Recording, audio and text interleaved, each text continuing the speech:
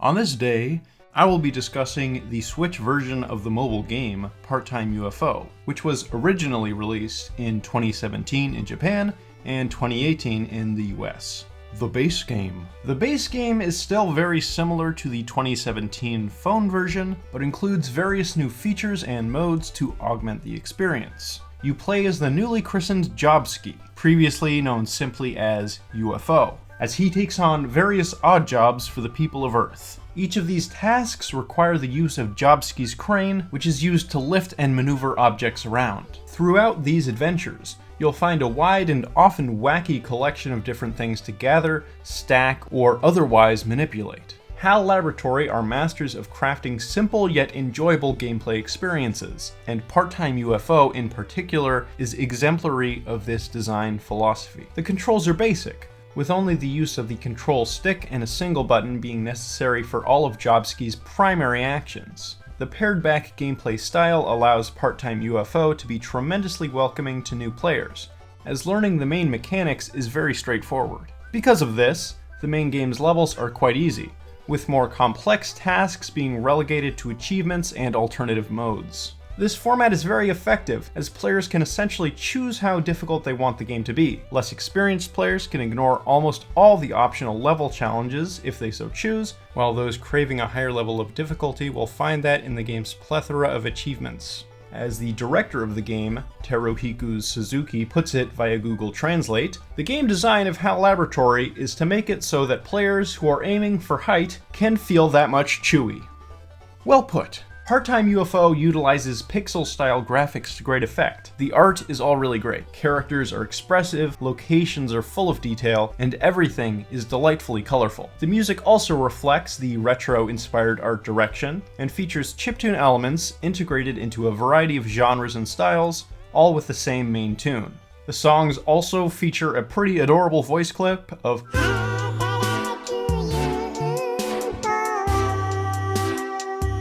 Time UFO in Japanese, which was apparently recorded by the game's main composer, Shogo Sakai. That's an interesting little fact.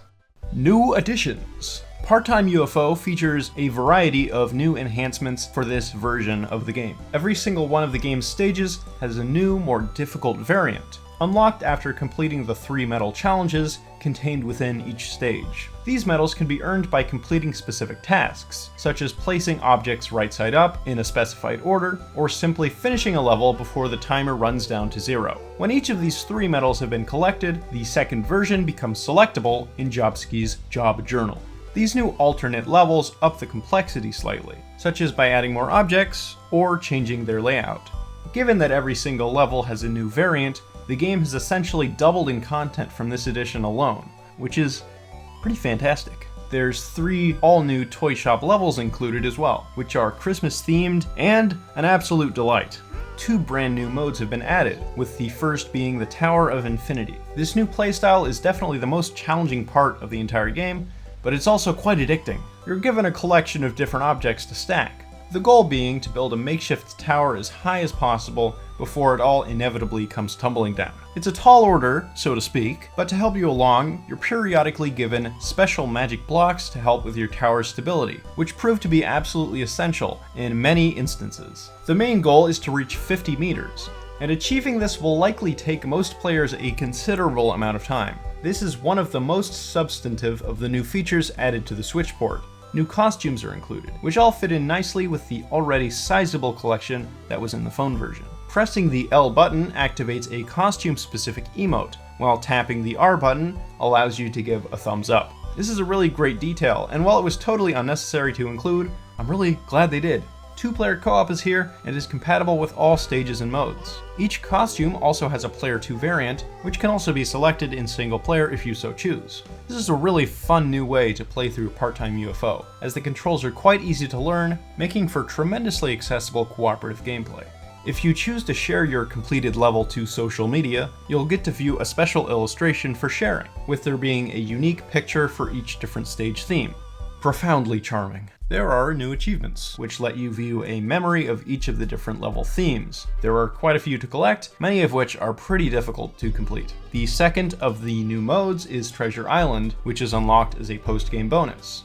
This is a timed challenge in which Jobski must collect a series of treasure chests in an ancient buried temple. This new mode isn't quite as meaty as the Tower of Infinity, but it still serves its purpose as an enjoyable post-game bonus well enough. HAL Laboratory has gone the extra mile with references for Part-Time UFO's Switch release, with there being tons of secret details to find.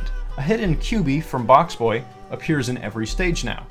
That's cool. There are a few references to the other mobile title released by HAL Egg, a Japan-exclusive free-to-play game that rewards you based on the amount of steps occurred. They've swapped the HAL Egg logo for a HAL dog in the restaurant stage, though I'm not entirely sure why, since HAL Egg still appears in the credits. And perhaps best of all, Kirby characters make a star appearance in one of the toy shop levels as plush dolls. Conclusion. Part-Time UFO on Switch is legitimately one of my favorite games to come out this year. The main adventure itself remains excellent, while the new additions augment the experience and increase the content substantially.